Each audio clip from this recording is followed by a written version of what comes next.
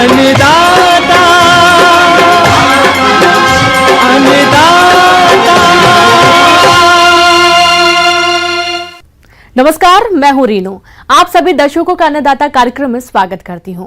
हमारे देश का किसान जन का पोषक है, वह श्रम का देवता है, अन्नदाता है। उसमें ही भारत की आत्मा निवास करती है। ऐसे ही किसानों की प्रगति के लिए हम खेती बाड़ी से जुड़ी हुई बहुत सी नई लाभकारी जानकारियां हर रोज सुबह लेकर आते हैं। तो चलिए कार्यक्रम शुरू करने से पहले देखते हैं आज क्या है अन्नदाता में। बकरी पालन करके कमाए अच्छी आय।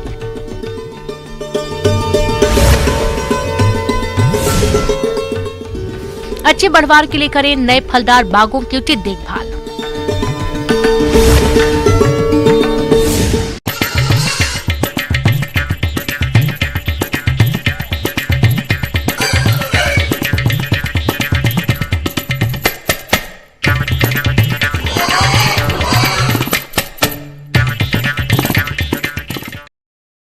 बकरी पालन व्यवसाय छोटी सीमांत और भूमिहीन किसानों के लिए एक बेहतर विकल्प है। इस व्यवसाय को कम लागत और कम देखभाल में आसानी से करके अच्छा मुनाफा कमाया जा सकता है। बस जरूरत है कि इसकी उन्नत नस्लों का चयन करके पालन करें। तो आप बकरी पालन के लिए कौन सी नस्ल का चयन करें और इसका पालन किस प्रकार से करें, इस बारे में जानकारी दे रहे हैं श्री कर्ण नरेंद्र कृषि महाविद्यालय जोबनेर के प्रोफेसर डॉक्टर महेश दत्त।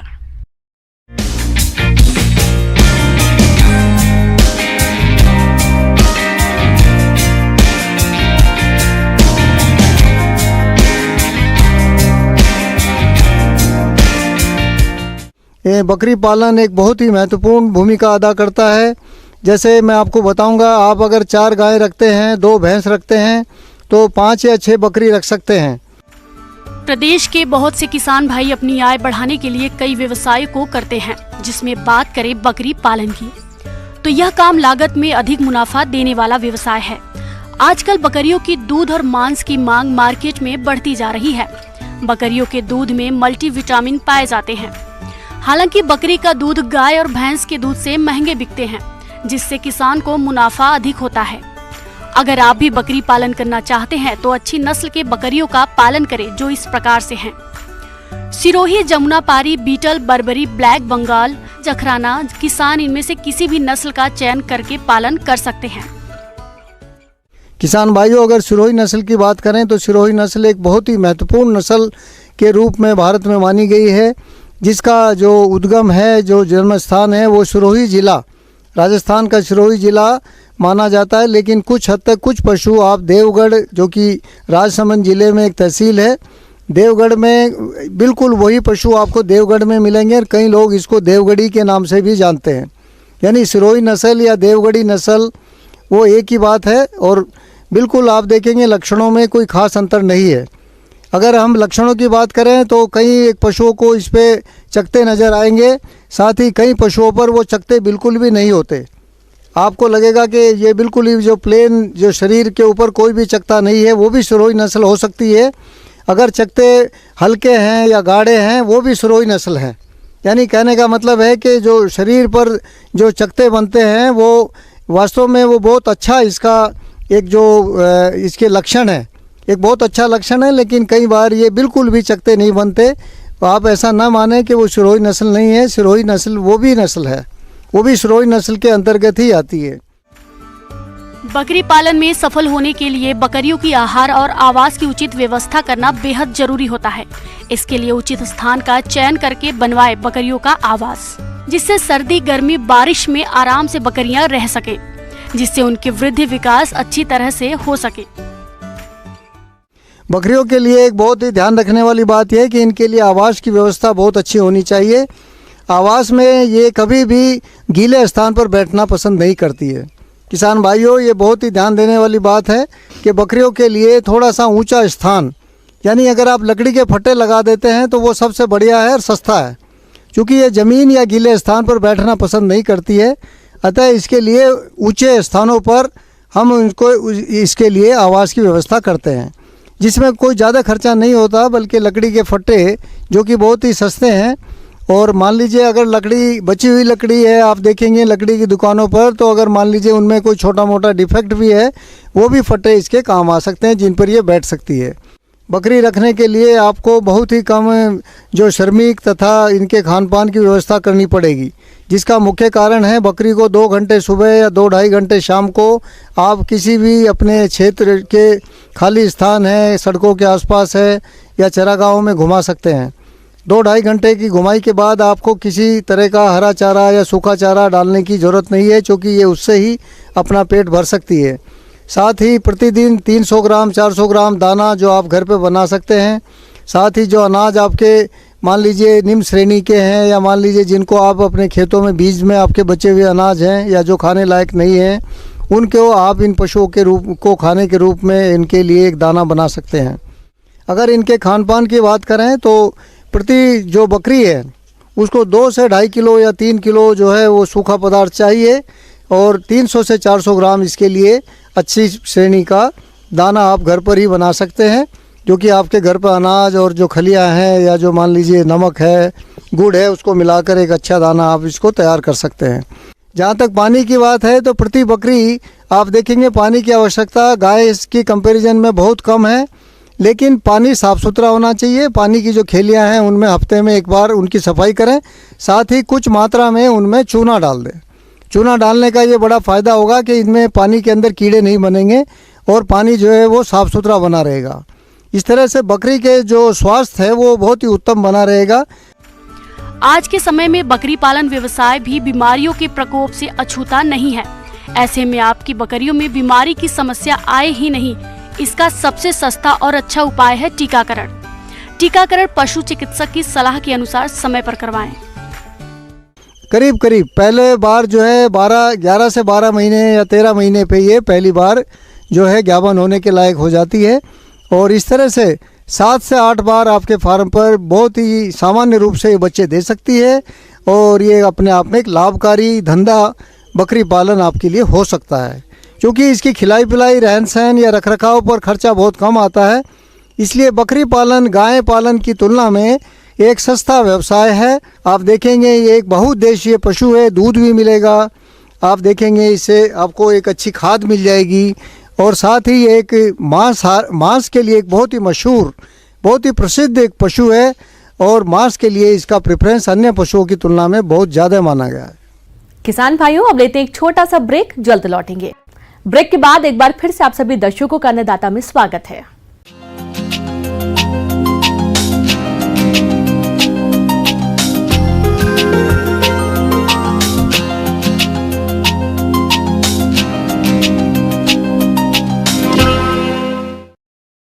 राज्य में बागवानी का एरिया लगातार बढ़ रहा है और जो किसान उन्नत तकनीक से बागवानी कर रहे हैं वे अच्छी आय भी कमा रहे हैं।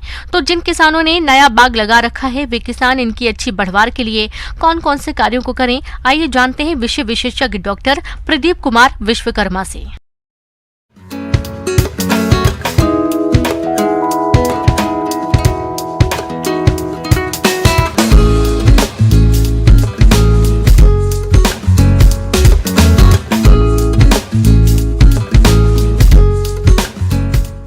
एक साल पुराना जो बाग रहता है उसका प्रबंधन के लिए हमको बहुत सारी छोटी छोटी चीज़ें और बहुत ही महत्वपूर्ण चीज़ों का ध्यान रखना चाहिए।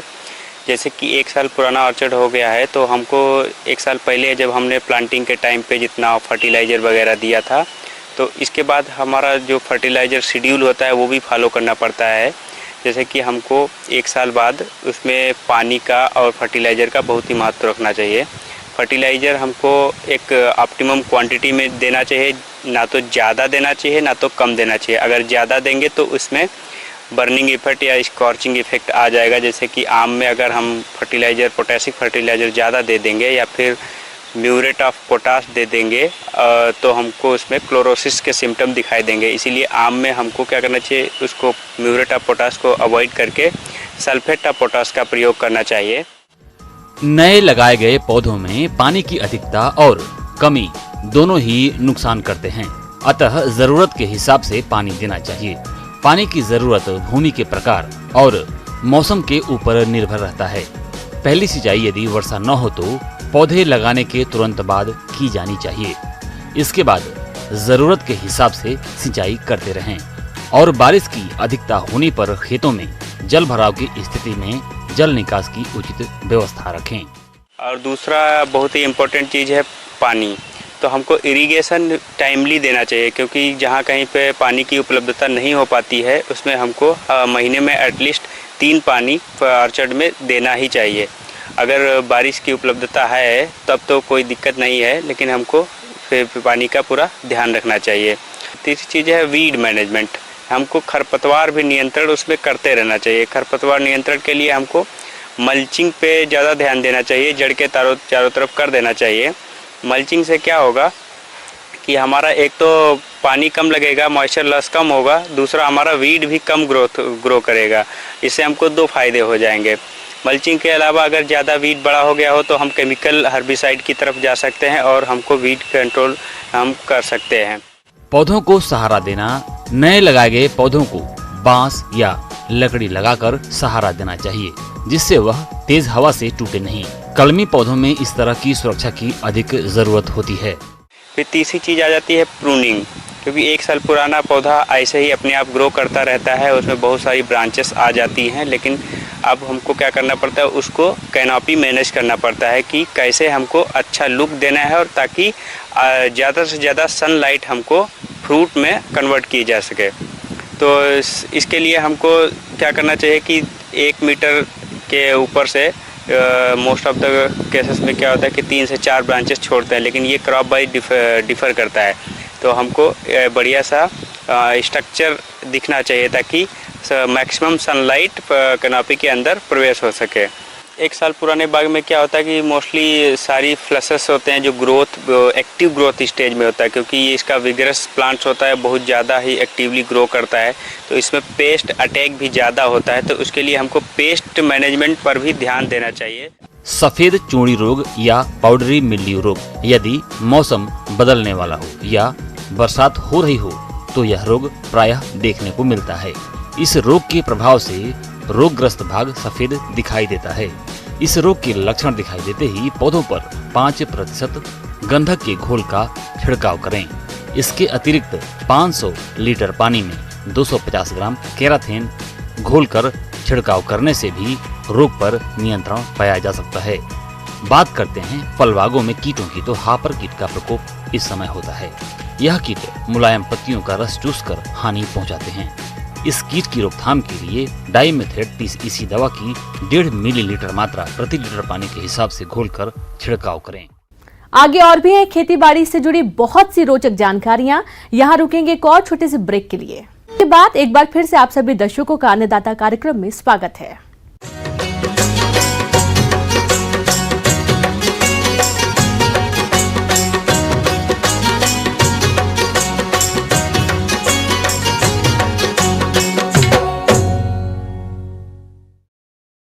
अपने राज्य में गाजर की खेती लगभग सभी भागों में की जाती है। गाजर का उपयोग सब्जी के साथ ही सलाद, जूस, अचार, हलवा बनाने में किया जाता है। गाजर खाने से न सिर्फ शरीर को पोषक तत्व मिलते हैं, बल्कि कई शारीरिक बीमारियों से भी बचाव होता है। इन सभी लाभों को देखते हुए जो किसान गाजर की खेती करने जा रहे हैं, तो आप किस प्रकार से करें गाजर की बुवाई, देखिए कार्यक्रम की ये प्रस्तुति।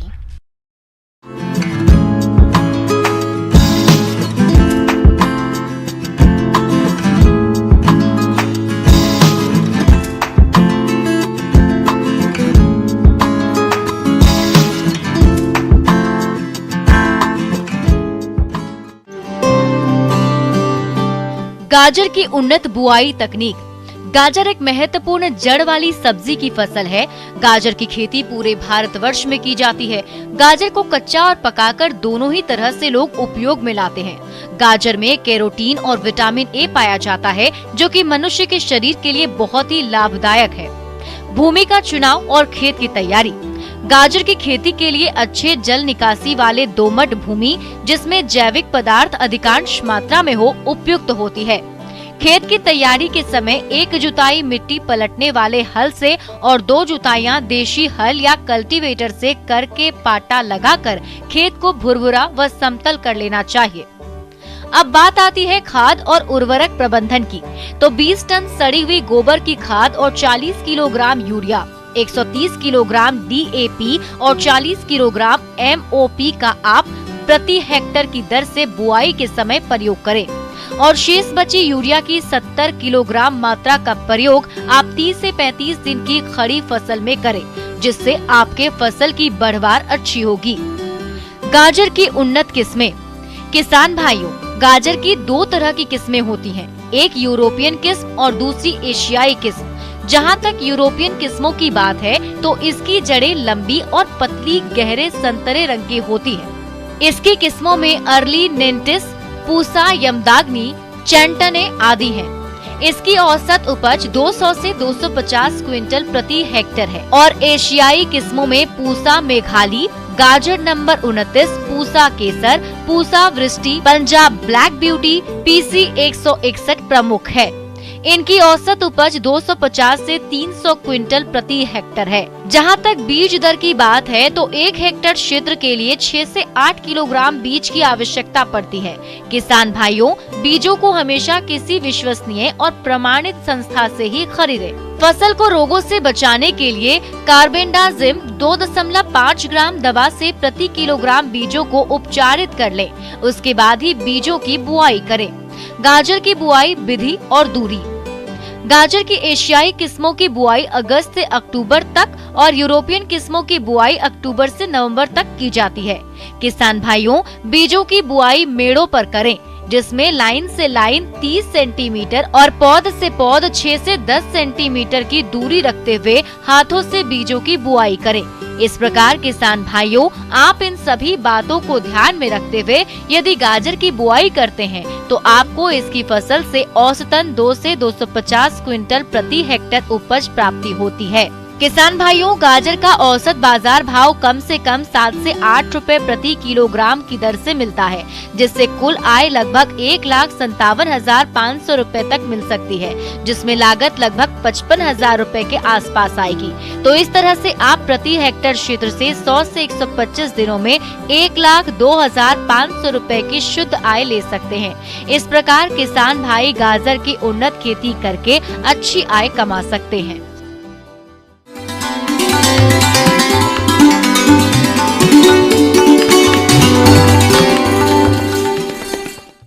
आइए जानते हैं अन्नदाता निःशुल्क फोन के माध्यम से पूछे गए समस्याओं का समाधान। अन्नदाता निःशुल्क फोन संपर्क सेवा के माध्यम से पूछे गए प्रश्नों में से आज हमने जिस प्रश्न को कार्यक्रम में शामिल किया है उसे पूछा है ग्राम देकारा, जिला जोधपुर के कृषक रंजीत कुमार ने। आप मुर्गियों में कॉक्सीडियोसिस रोग की रोकथाम के बारे में जानकारी चाहते हैं तो रंजीत कुमार जी, आपकी जानकारी के लिए प्रस्तुत है कार्यक्रम का ये अंश।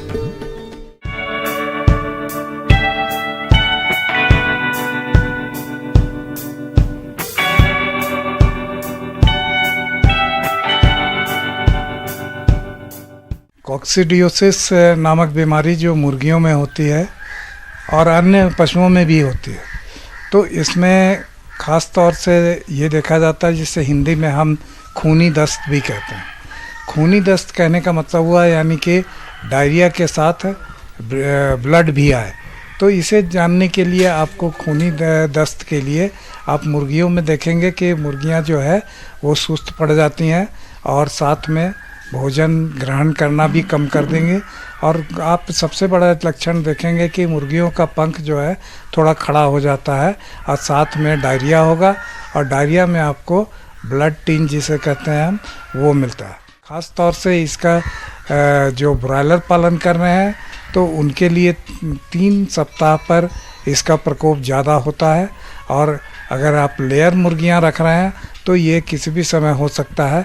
और इसके होने का कारण ये है कि कॉक्सीडिया एक परजीवी है जिसके अंडे आपके लीटर यानी कि जो बिछावन मुर्गियों का बिछाते हैं, अगर उसमें नमी है तो उस समय आपको ये मुर्गियां जो है वो भोजन के साथ में उसके अंडे को भी ग्रहण कर लेती हैं और वो उसके शरीर में जाकर आंत में ये कॉक्सीडिया जो है मल्टीप्लाई करता है और साथ में इनको एक इंटेस्टाइन के अंदर में आपका, तो इस तरह के, और एक साथ में हो सकता है कि बहुत ज़्यादा तादाद में आपकी मुर्गियां या चूजे मरने लगें, तो आप इसका पोस्टमार्टम अवश्य कराएं।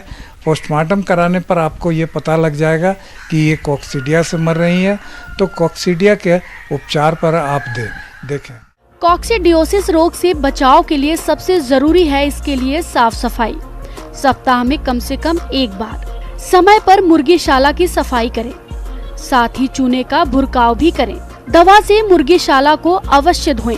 इंक्यूबेटर की सफाई, बर्तनों की सफाई भी जरूरी है। रोग हो जाने पर मुर्गीशाला का लीटर अवश्य बदलें। बीमारी बचाने के लिए समय पर मुर्गियों का टीकाकरण कराएं। रोगित पक्षियों पर तत्काल ध्यान देना चाहिए और रोग से मरे हुए पक्षियों को गड्ढे में दबा देना या जला देना चाहिए। कॉक्सीडिया में खास तौर से कुछ दवाएं हैं जिसको कि आपको समय समय पर, अगर आप डीप लीटर में मुर्गी पालन कर रहे हैं तो समय समय पर इसे आप चलाएं। 1 महीने 2 महीने के अंतराल पर अगर आपके यहाँ प्रकोप होता है तो इसे एम्प्रोलियम नाम की दवा आती है। एम्प्रोलियम आप इसे पानी में घोल कर भी दे सकते हैं। इसकी कुछ दवाएं हैं जो पाउडर फॉर्म में आती हैं, उनको आप दाने के साथ मिक्स कर सकते हैं। यानी कि 50 ग्राम प्रति क्विंटल दाना पर अगर देंगे तो इससे है कि ये कॉक्सीडियोस्टैट का काम करेगा, यानी कि कॉक्सीडिया के अंडे को पनपने नहीं देगा, जिससे कि आपके मुर्गियों की रक्षा हो सकती है। समय समय पर आप जो बिछावन बिछाए हैं उसमें आप चूना मिलाकर उसे उलट पुलट करें तो इससे उसके अंदर का मॉइस्चर खत्म होगा। इस बीमारी का प्रकोप ज़्यादा होता है। इन बातों का आप ध्यान रखेंगे तो कॉक्सीडिया से निजात मिलेगी।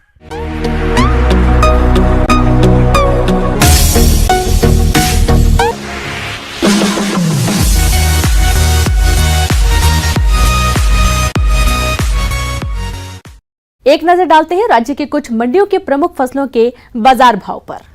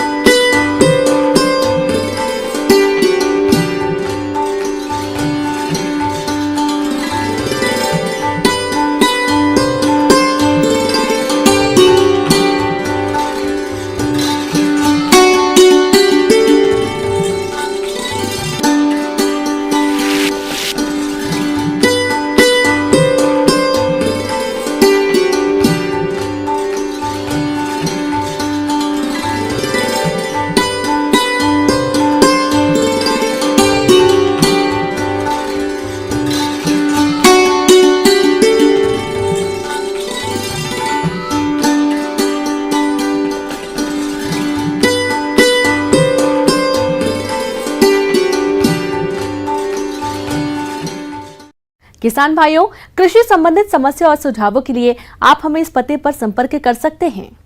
प्रोड्यूसर अन्नदाता news 18 Rajasthan, Ramoji film city, Hyderabad 501512। साथ ही आप हमें ईमेल भी कर सकते हैं। हमारा ईमेल है p18annadatarajasthan@nw18.com।